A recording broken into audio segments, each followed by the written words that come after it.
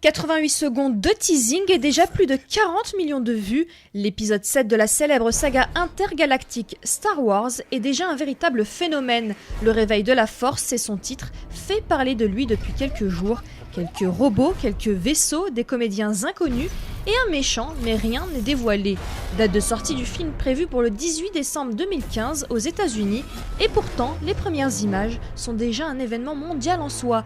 Créer l'attente, c'était donc l'objectif recherché. Il faut dire que la stratégie marketing est bien rodée. Malgré quelques agacements sur la toile, qu'en pensent eux, les vrais fans ? On voyait pas grand chose dessus.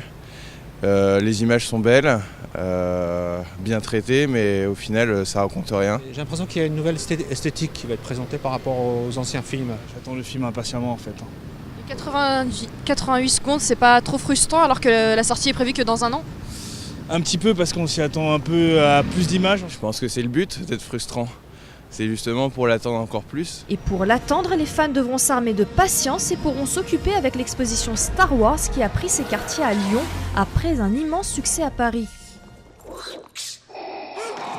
Maquettes, costumes, accessoires, près de 200 pièces originales issues du musée de George Lucas sont à retrouver jusqu'au 19 avril prochain.